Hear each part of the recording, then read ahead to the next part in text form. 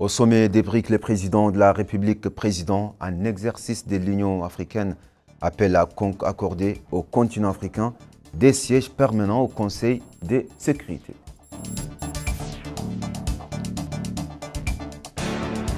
Le ministre de l'Intérieur, de la Promotion, de la décentralisation et du développement local visite un certain nombre d'infrastructures sanitaires, éducatives et sécuritaires dans le camp d'Embera à Bassigno.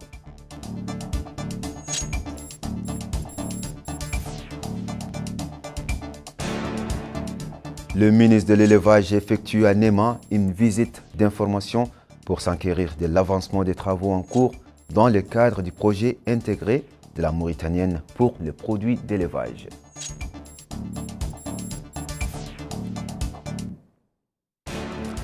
Mesdames et messieurs, bonsoir, merci et bienvenue dans cette nouvelle édition.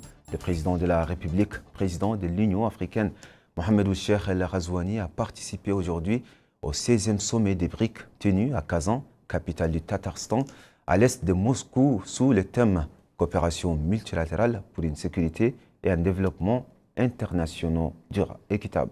À l'ouverture de ce sommet, le président de la République, président de l'Union africaine, a prononcé un discours dont voici la traduction intégrale avec Boukar Baylaba. صاحب الفخامة السيد الرئيس فلاديمير بوتين رئيس جمهورية روسيا الاتحادية.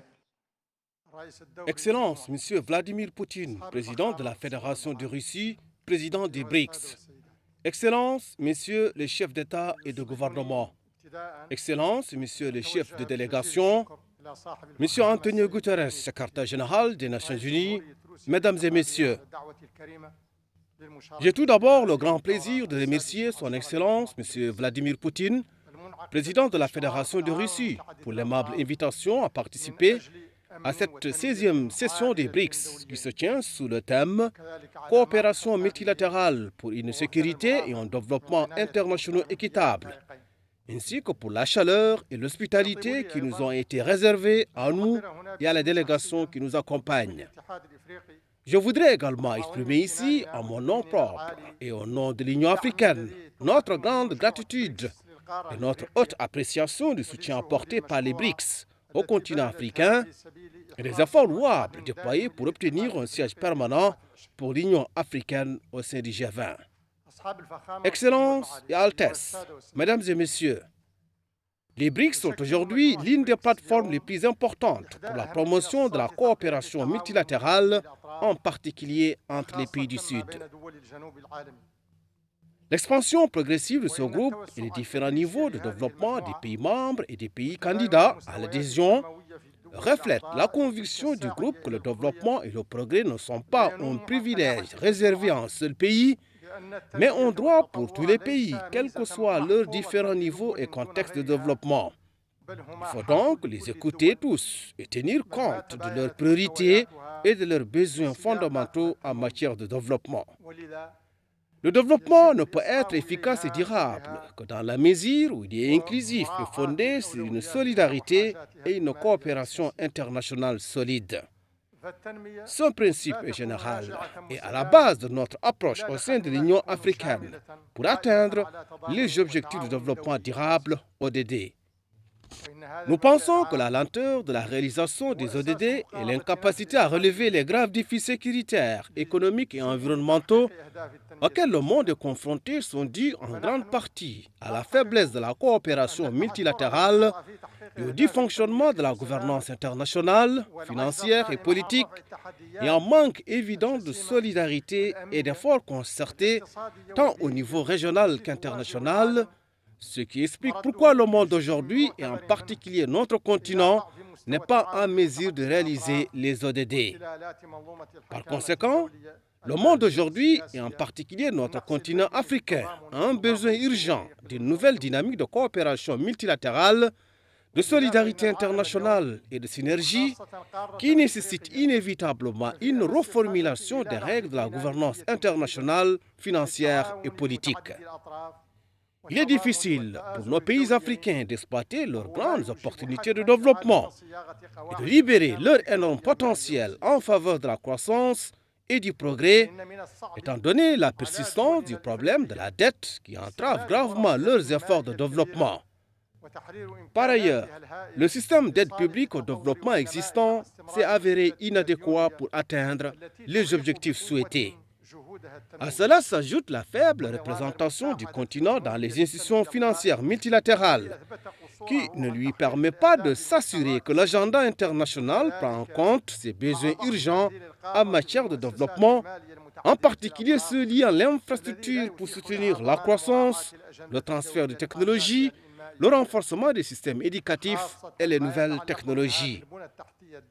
En somme, il est impératif de créer un nouveau pacte sur le financement du développement qui soit plus flexible et durable et qui garantisse aux pays les moins avancés un accès fluide et équitable à des financements adaptés à leurs priorités. Si la révision du système de gouvernance financière est indispensable, la reformulation des règles de la gouvernance politique internationale est encore plus urgente, car c'est à elle que sont confiées les questions de paix et de sécurité internationale. Dans sa forme actuelle, le système de gouvernance politique internationale se caractérise par de nombreuses iniquités et de normes inégales, souvent au détriment des pays les plus vulnérables et les moins développés. Ce double standard, qui implique objectivement le mépris des valeurs humaines universelles et des résolutions et traités internationaux, explique pourquoi, par exemple, la communauté internationale n'a pas exercé la force nécessaire pour mettre fin aux massacres brutaux dont nous sommes témoins en Palestine et au Liban. La faiblesse de la solidarité internationale et de la coopération multilatérale explique également certains aspects de notre incapacité à éliminer la violence et le terrorisme sur le continent africain qui menacent notre sécurité et notre stabilité et entravent nos efforts de développement. Le maintien de la stabilité et de la sécurité internationale, comme le demande le thème de ce sommet, exige le strict respect du droit international et du droit humanitaire international qui se traduit par nos valeurs humaines universelles. Il exige également les plus hauts niveaux de solidarité internationale et de coopération multilatérale. Nous devons donc tous prendre conscience de l'unité de la destinée humaine et du fait qu'il n'y a pas d'approche efficace des questions de paix et de sécurité autre qu'une approche collective, solidaire et multidimensionnelle. Comme nous l'avons toujours souligné à diverses occasions, aucun d'entre nous ne peut jouir d'une paix durable, si ce n'est dans la mesure où d'autres en jouissent. Il est donc impératif de renforcer la coopération multilatérale et la solidarité internationale et d'œuvrer à la réforme de la gouvernance politique mondiale pour la rendre plus juste, plus équilibrée et plus représentative des pays les moins avancés et pour prendre en compte leurs droits et leurs priorités. Dans ce contexte, je voudrais renouveler du haut de cette tribune la demande du continent africain de disposer de 2 sièges permanents au Conseil de sécurité pour lui permettre de faire entendre sa voix et d'assurer la prise en compte de ses priorités dans les agendas internationaux. L'Union africaine compte sur le soutien des BRICS et du Sud en général pour concrétiser cette exigence. Je souhaite que les travaux de ce sommet soient couronnés de succès et je suis convaincu que ces résultats contribueront avec l'aide d'Allah à renforcer la coopération multilatérale au service de la sécurité et du développement internationaux. Je vous remercie.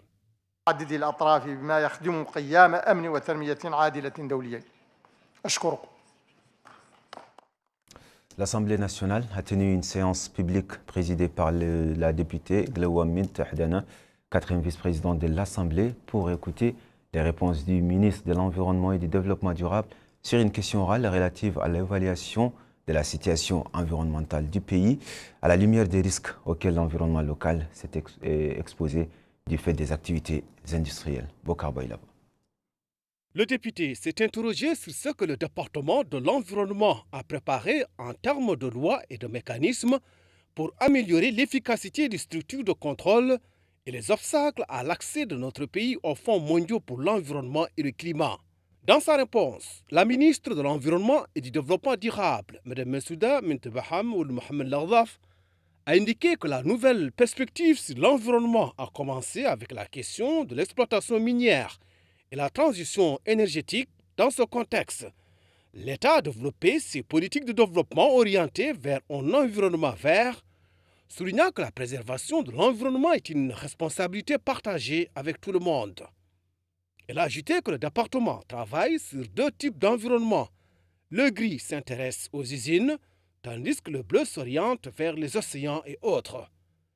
Il a déclaré que le gouvernement a fait de grands progrès dans le domaine de la législation relative à la protection de l'environnement, soulignant que ces lois doivent être mises à jour, ce sur quoi le département travaille à travers l'accompagnement des conventions relatives à la pollution climatique. La ministre de l'Environnement et du Développement durable a en outre énuméré les différentes conventions internationales que notre pays a signées dans le domaine du climat, ainsi que les stratégies et programmes sur lesquels le ministère travaille conformément aux directives du président de la République, M. Mohamed Ould-Cheikh El Ghazouani. Au 3e jour de sa visite dans notre pays, le président de l'Académie arabe des sciences, de la technologie et du transport maritime, Dr Ismail Abdel Ghaffar, a tenu des réunions avec les ministres de la Défense, des retraités, des enfants, des martyrs, de la transformation numérique, de la modernisation de l'administration, de la pêche et des infrastructures maritimes et portières pour discuter des moyens de coopération dans le domaine scientifique. Sije Maïmounalou. Dans le cadre de ces séries de rencontres avec les responsables, le président de l'Académie arabe des sciences, de la technologie et du transport maritime, Ismail Abdel Ghaffar, a rencontré le ministre de la Défense, des Affaires des retraités et des enfants des martyrs Hanan Ould Sidi au siège du ministère en présence du secrétaire général du ministère et du colonel directeur adjoint de l'Académie maritime. La rencontre a porté sur les moyens de renforcer la coopération entre les différentes institutions éducatives, en particulier dans le domaine militaire, ainsi que sur la présentation des programmes qui pourraient contribuer à améliorer la collaboration entre les 2 parties. Au siège du ministère de la Transformation numérique et de la modernisation de l'administration, le président de l'Académie arabe des sciences et de la technologie a rencontré le ministre de la Transformation numérique et de la modernisation de l'administration, Ahmed Salim Bed. Au début de cette rencontre, les 2 parties ont souligné l'importance de la coopération dans le domaine de la numérisation et l'échange des expertises nécessaires à obtenir les résultats escomptés. La série de rencontres du président de l'Académie arabe s'est conclue par une réunion avec le ministre de la Pêche, des Infrastructures maritimes et portières, El Fodil Sidiati, au cours de laquelle ils ont discuté des aspects de la coopération entre l'Académie et le ministère. La réunion a été couronnée par la signature d'un mémorandum d'entente grâce auquel le ministre de la Pêche bénéficiera de l'expérience de l'Académie arabe dans les domaines de la formation, en fournissant les consultations techniques nécessaires à l'autorité maritime et en encadrant les cadres chargés de l'inspection et de la sécurité maritime, ainsi que la coopération pour fournir les consultations nécessaires à la surveillance maritime. Comme indiqué dans le titre, le ministre de l'Intérieur, de la Promotion, de la Décentralisation et du Développement local, Mohamed Ahmed Ould Mohamed Lemine, accompagné du Walidi Haoud Sharqi Isselm Ould Sidi et du chef d'état-major de la gendarmerie nationale, le général de division Abdullahi Ould Ahmed Aïcha, a effectué une visite d'information et d'inspection dans un certain nombre d'infrastructures sanitaires, éducatives et sécuritaires dans le camp d'Emberra, dans la Muqata'a de Bassikno. Maïmounalou. L'objectif de cette visite du ministre de l'Intérieur et de la décentralisation était d'examiner de près la situation des infrastructures de services dans le camp d'Emberra. Elle a inclus une visite à l'école numéro 8 où le ministre s'est informé du déroulement du processus éducatif. Au centre de santé, le ministre et la délégation qui l'accompagnait ont reçu des explications détaillées sur les services de santé. Dans le centre d'enregistrement des réfugiés maliens nouvellement arrivés, le ministre s'est informé des conditions d'enregistrement des réfugiés et des mesures prises pour établir leurs états civils au niveau local. La visite du ministre s'est également étendue à la base de la gendarmerie nationale chargée de la sécurité du camp, où lui et la délégation ont pu observer les mesures et procédures de sécurité mises en place par la gendarmerie pour assurer la sécurité et maintenir l'ordre dans le camp. Lors d'une réunion tenue à la suite de cette visite, le ministre a affirmé que la Mauritanie accueille les réfugiés en tant qu'invités, en accord avec les coutumes et les lois internationales, ainsi que le bon voisinage. Toutefois, il a insisté sur le fait que toutes les pratiques contraires à ce concept sur le sol mauritanien est inacceptable, soulignant l'importance de la discipline et du respect des lois mauritaniennes.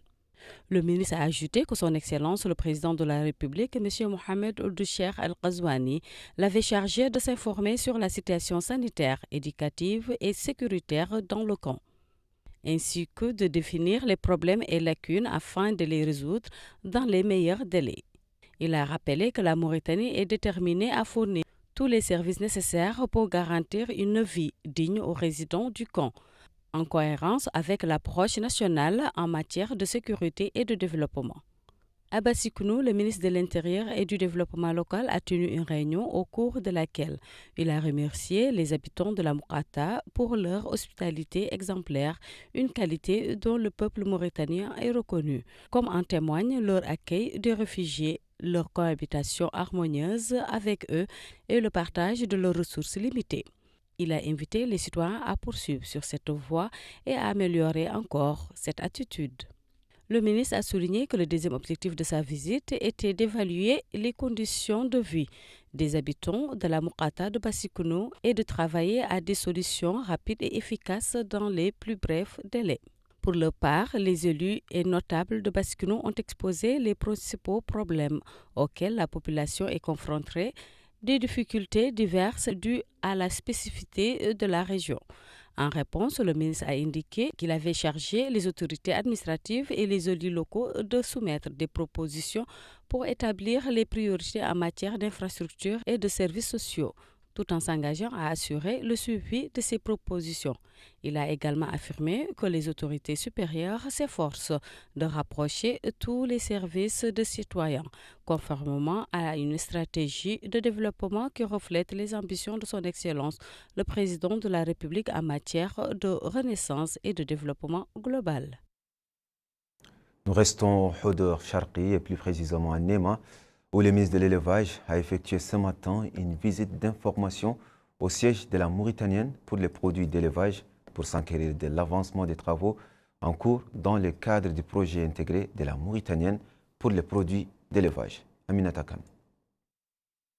À peine foulé le sol de la wilaya du Hodor Sharqi, le ministre de l'Élevage, Mokhtar Ould Ghagui, s'est aussitôt rendu au site du projet pour le développement de l'élevage au niveau de la wilaya. Sur place, il s'est informé sur l'état d'avancement des travaux, reçu d'amples explications sur la nature du projet fourni par les responsables qui ont souligné l'importance de ce projet pour le développement de ce secteur. Ensuite, le ministre a indiqué que le département de l'élevage cherche à achever les travaux dans les délais impartis, car elle permettra de produire du lait en quantité suffisante. Le ministre a exhorté les responsables des travaux à les exécuter conformément aux normes techniques requises et émergées dans les cahiers des charges.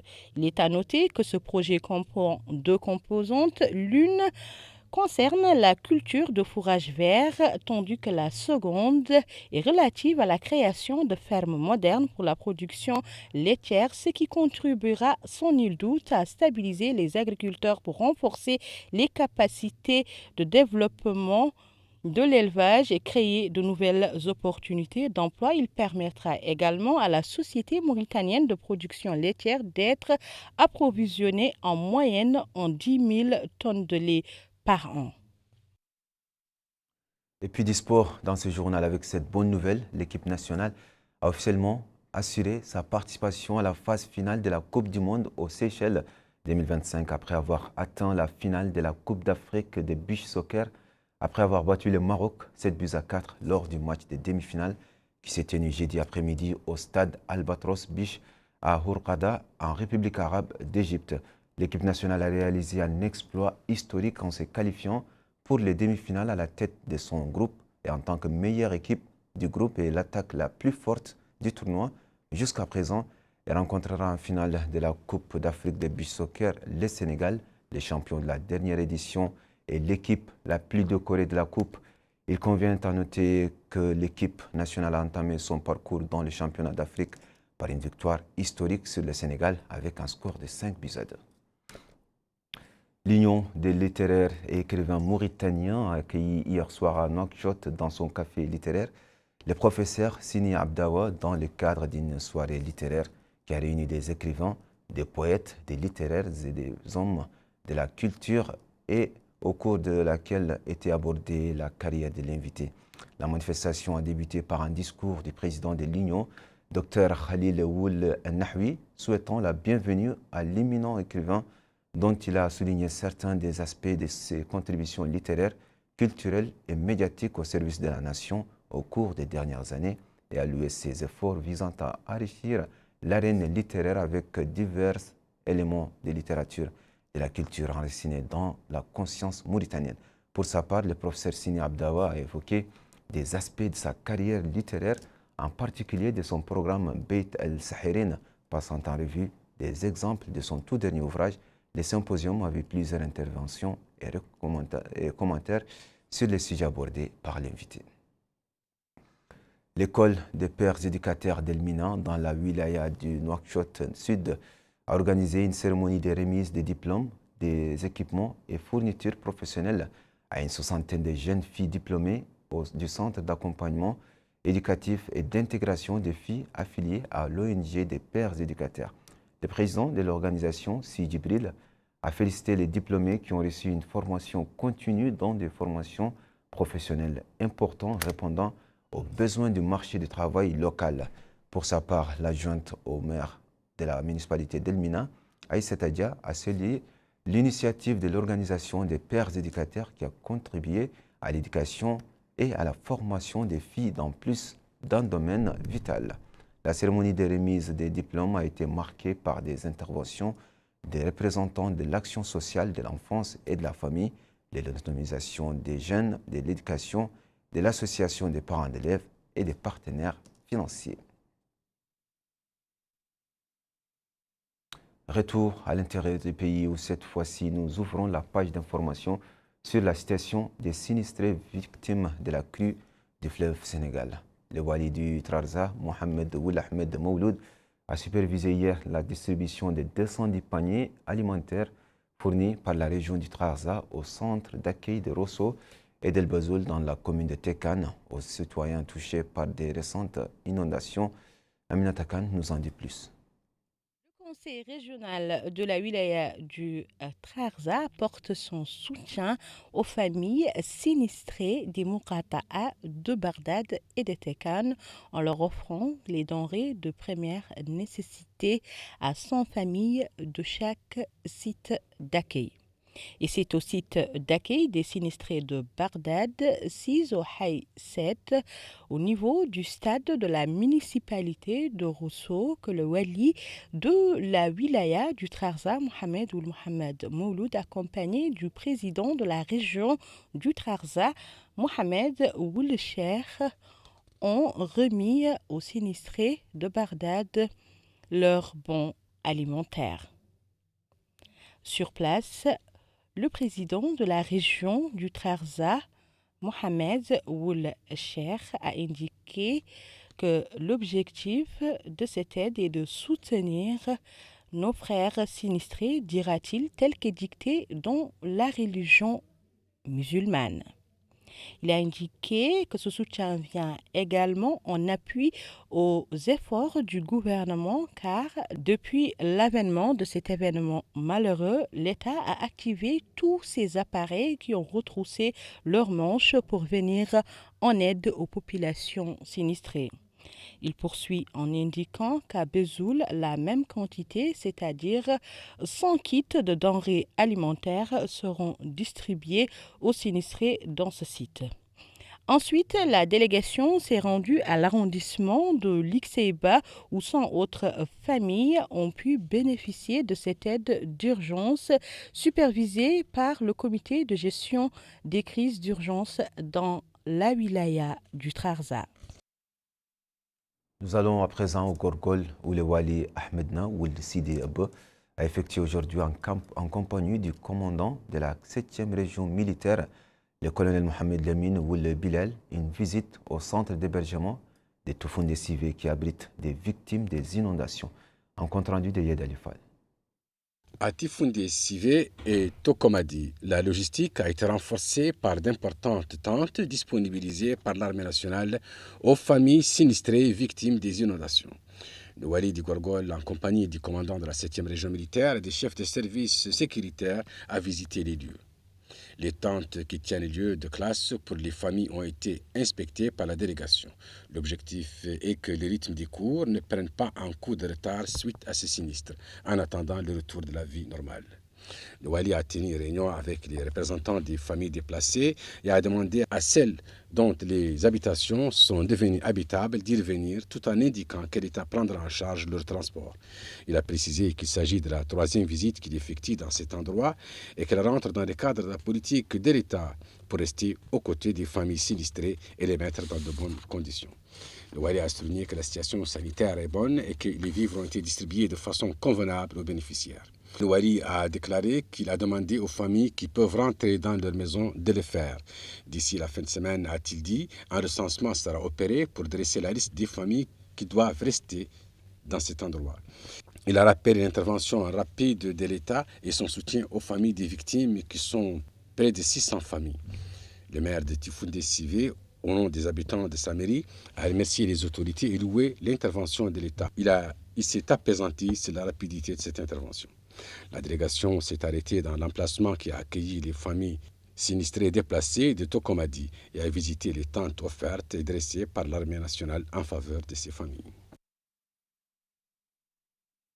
Et puis un détour à Magama où les autorités administratives ont supervisé hier la distribution du 2e lot de vivres destinés aux citoyens déplacés victimes des inondations dues à la remontée des eaux du fleuve.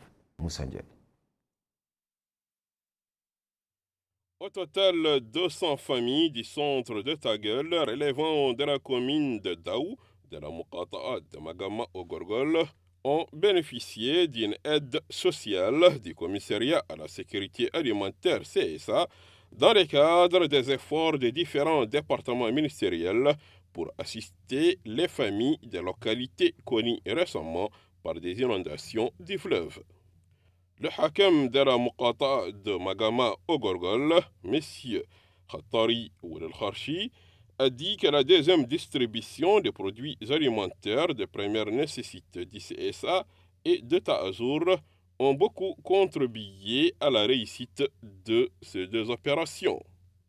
CSA et Ta'azour ont joué pleinement leur rôle pour améliorer les conditions des familles déjà enregistrées. Au total, a précisé le hakem de la Muqata'a de Magama, il note 400 familles ont bénéficié de cette aide alimentaire, notamment au centre d'accueil de Taga.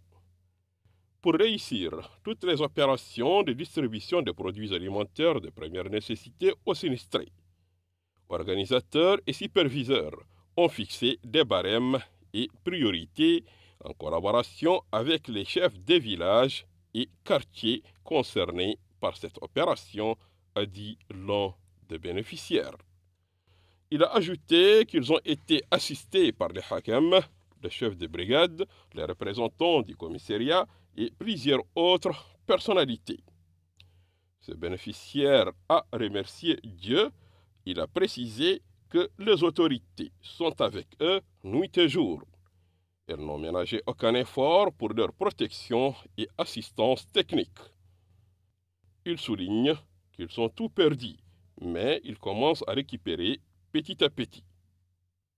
Quant à ces bénéficiaires, il dit qu'au cours de la première opération de distribution des produits alimentaires de première nécessité, ils ont reçu 200.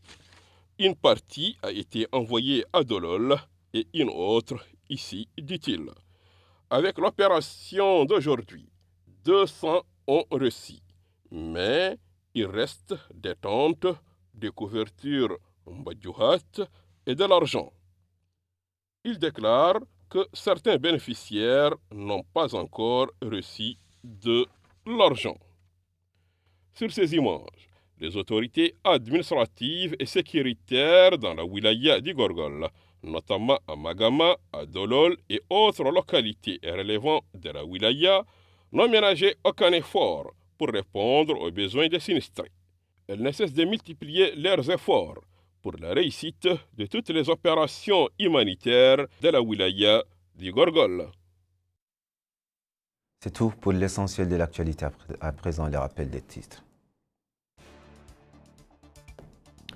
Au sommet des BRICS, le président de la République, président en exercice de l'Union africaine, appelle à accorder au continent africain des sièges permanents au Conseil de sécurité.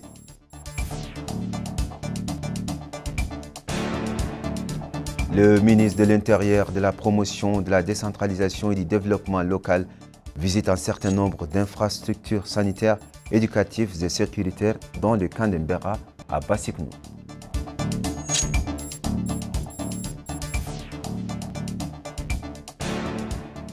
Le ministre de l'Élevage effectue à Néma une visite d'information pour s'enquérir de l'avancement des travaux en cours dans le cadre du projet intégré de la Mauritanienne pour les produits d'élevage. Mesdames, Mesdemoiselles, Messieurs, merci d'avoir suivi cette édition. Merci de votre fidélité. Restez avec nous pour la suite de vos programmes préférés et bonne soirée.